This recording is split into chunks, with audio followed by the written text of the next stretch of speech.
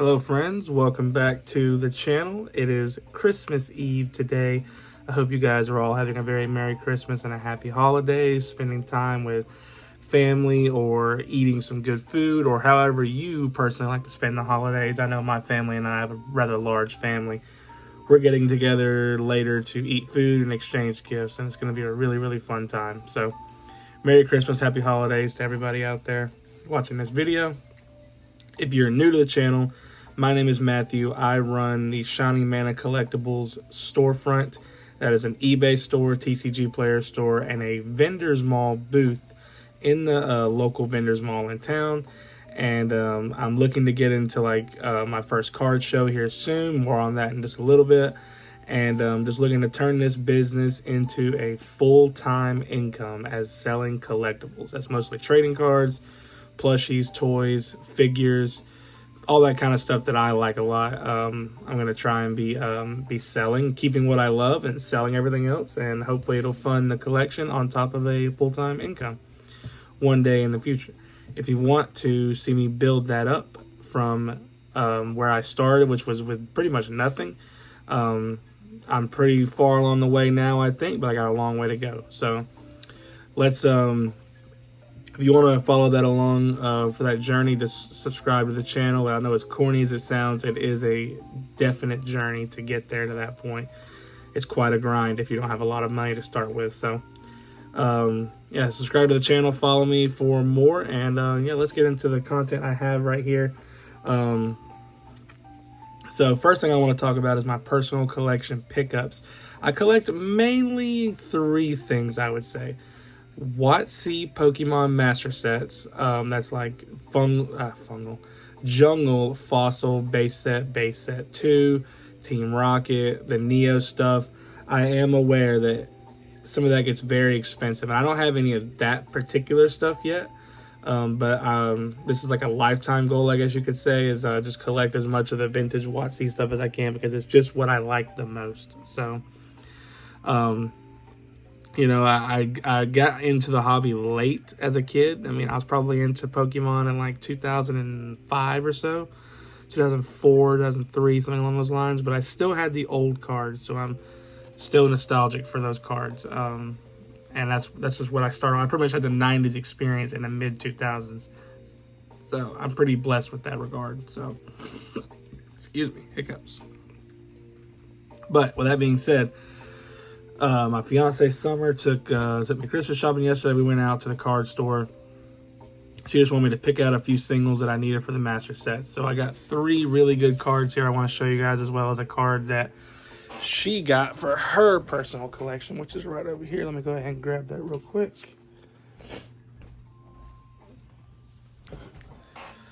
So if any of you guys out there have girlfriends that collect Pokemon cards, you'll know what I mean when I say this. She has a girlfriend collection.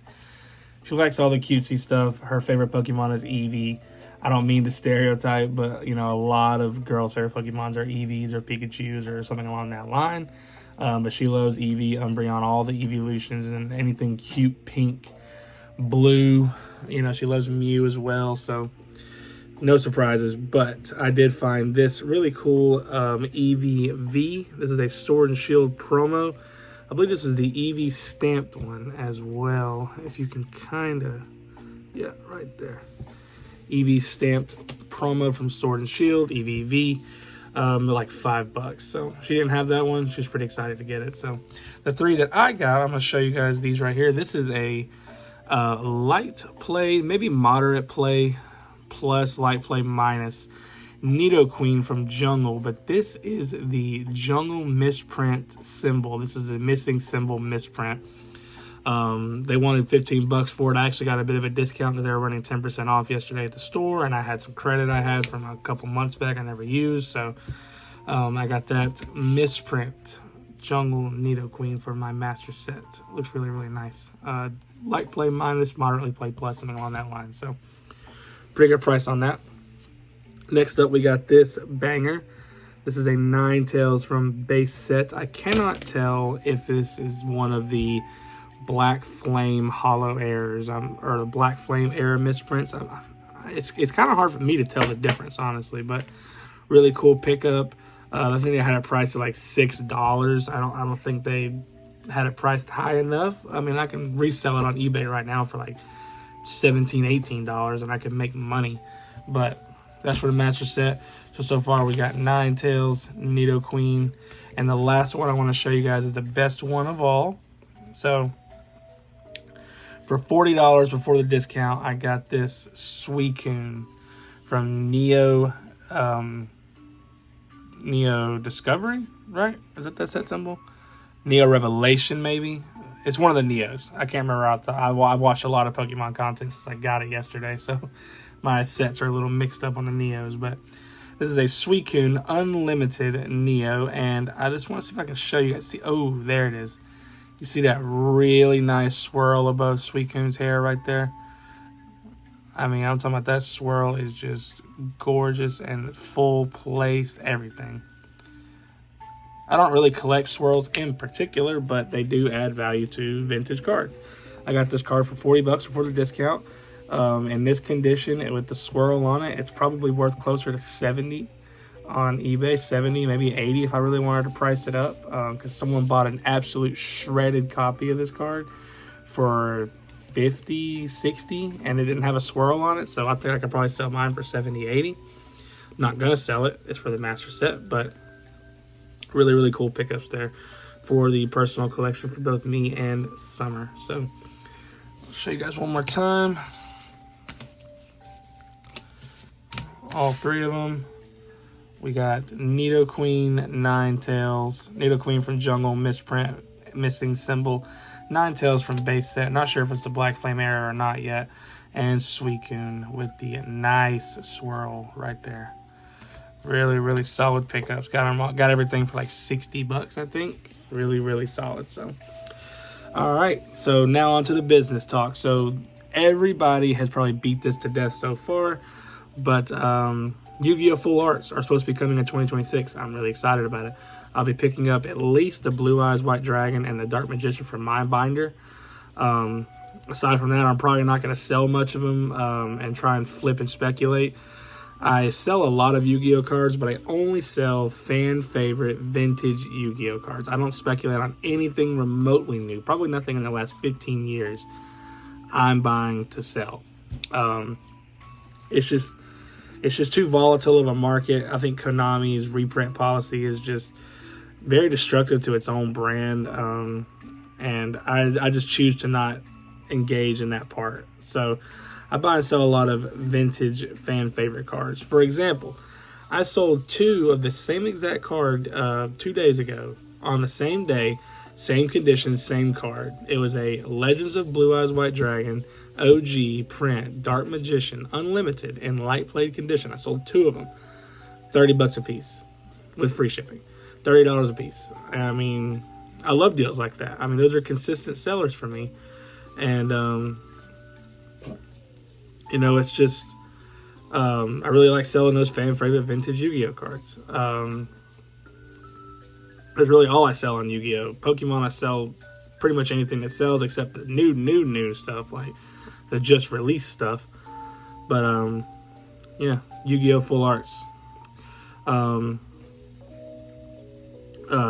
Pretty excited about it. A lot of videos have been made about it. If you haven't already seen them, Google the Yu-Gi-Oh! Full Art leaks, and you'll see the cards. The Dark Magician looks really, really nice.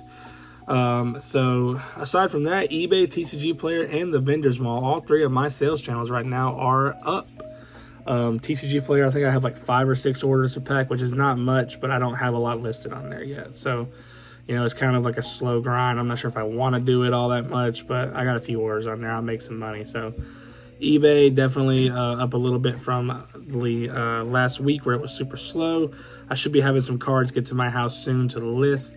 Some stuff that I bought from my other sources to resell on eBay. Should be getting to my house soon, and I'll be having some vintage Pokemon for sale as well. Some more vintage Pokemon for sale, I should say. Excuse me. All the sales channels are up. I think it'll really hit back at the beginning of the year. Holiday time's always a slowdown for collectibles. There's just not a lot of people buying them for other people because they're so niche. So I can't wait for the New Year's to start up so my business can get another leg up. especially around tax time. Last year was my busiest time of the year, was tax time, and I think that just surprises very little people, because people get taxed, they want to spend it on what they want, and they want these vintage Yu-Gi-Oh cards, they want these vintage Pokemon cards, and these video games and toys that I have for sale. So we're all collectors in that regard. We just spend our money on stuff we like. My first card show, like I mentioned earlier, is getting close. It's January the 3rd at Sand Mountain, Alabama, and just a couple hours away from me, so nothing too crazy. But yeah, I got all the equipment ordered and should be here well before then. I'm going to be doing a video on all my equipment here soon to show you guys how I'm prepping for the card show. I'll price all my cards out. I'll do like a full mock display, and we'll see what happens with that. I might sell literally nothing, and you know, it might be just a learning experience, but hopefully we can sell some cards and you know, at least try and break even on what we spent to get there. So that is definitely the goal, is to break even or get as close as I can to it. If I make some money, hey, that's a home run in my book. So speaking of the year end, my final year end numbers video will be out soon-ish. I really can't do it until after the year ends, so I can know how I'm going to be lining up accounting wise. I'm probably going to be around $20,000 in sales total, which is very exciting. That's not profit, obviously. There's not a whole lot of profit made because I've been expanding so much. I've been buying so much equipment and getting into new sales channels, and that takes a good bit of money to do. So not a whole lot of profit made, probably just a few $100, maybe $1,000 max, you know, on the 20,000 sales. 1,000, 2,000 absolute ceiling, but I don't think I got that high on profit. So we'll see how the video turns out, and be sure to check that out if you're interested in knowing the numbers side of this business on year number 2. Last year was a half year. This is my first full year doing this, and I even took a little time off in the middle to do other things.